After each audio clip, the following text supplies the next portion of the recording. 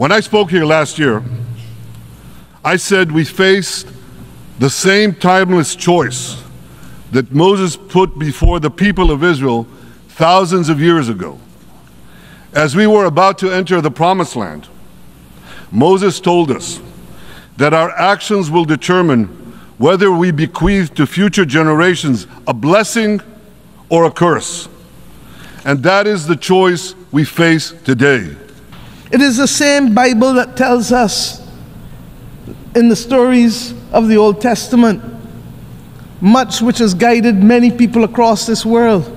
But when we turn from the Old Testament to the New Testament, it is Romans that says to us, vengeance is mine, saith the Lord, not any country, not any human being. So that the Bible can't be used as a convenient aid when it suits us and rejected when it doesn't.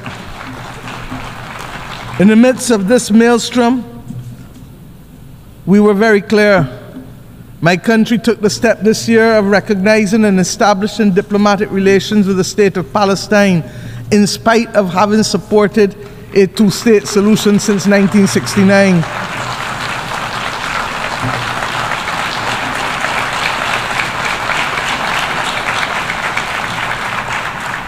And we did this because it is clear to us that the state and people of Palestine, human beings, are entitled to full recognition by integration into and support from the international community.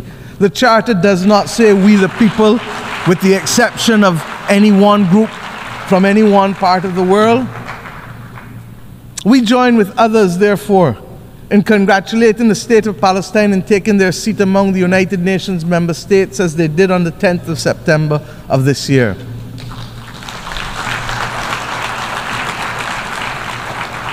And let me be clear, we condemn the actions of Hamas on October 7th.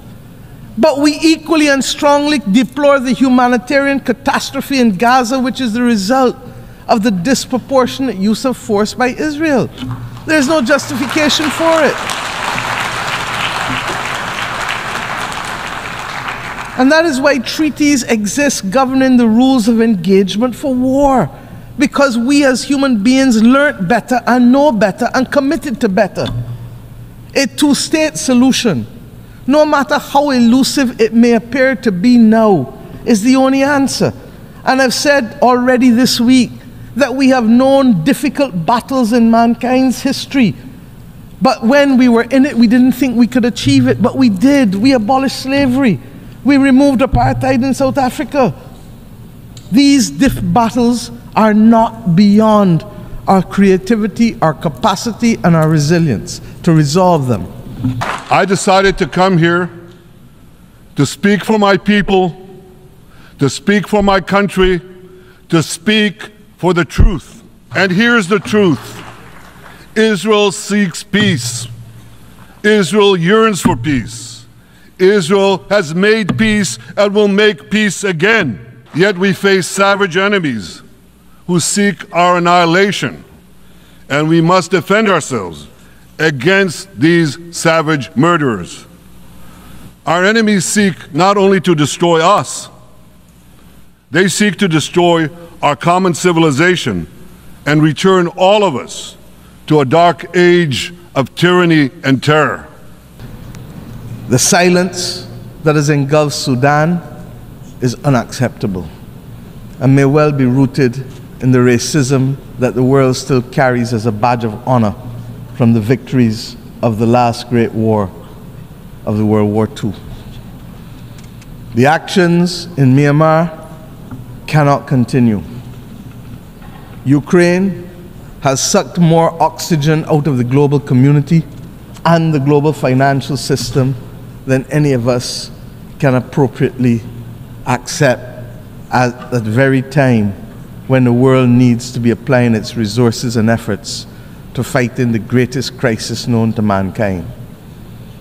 And the spread of the war from Gaza to the consequences in the West Bank to now clearly what is happening in Lebanon as we speak with Israel, all of these are but the tip of an iceberg of death, violence, and instability, and robs the global community of oxygen and resources at the very time when we need it most in a strategic way. When I spoke here last year, I said we faced the same timeless choice that Moses put before the people of Israel thousands of years ago. As we were about to enter the Promised Land, Moses told us that our actions will determine whether we bequeath to future generations a blessing or a curse. And that is the choice we face today.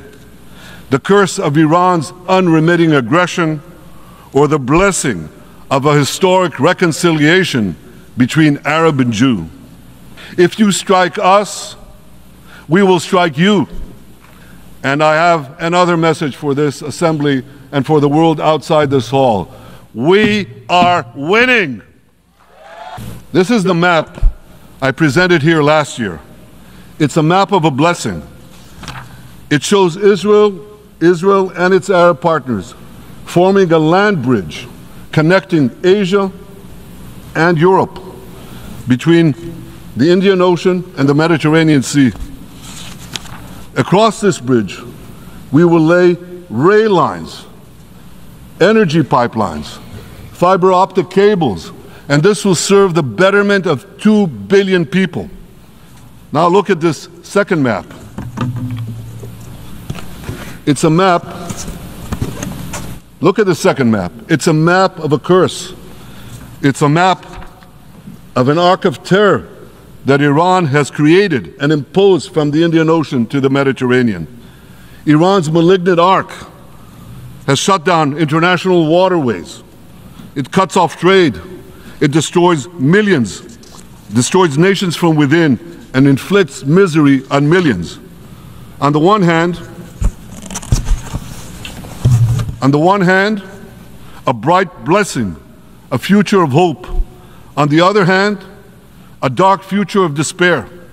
And if you think this dark map is only a curse for Israel, if you think that, then you should think again. The question before us is simple. Which of these two maps that I showed you will shape our future? Will it be the blessings of peace and prosperity for Israel, our Arab partners, and the rest of the world? Or will it be the curse in which Iran and its proxies spread carnage and chaos everywhere? So there should be no confusion about this. But unfortunately, there is a lot of it in many countries and in this very hall, as I've just heard. Good is portrayed as evil, and evil is portrayed as good. We see this moral confusion when Israel is falsely accused of genocide, when we defend ourselves against enemies who try to commit genocide against us.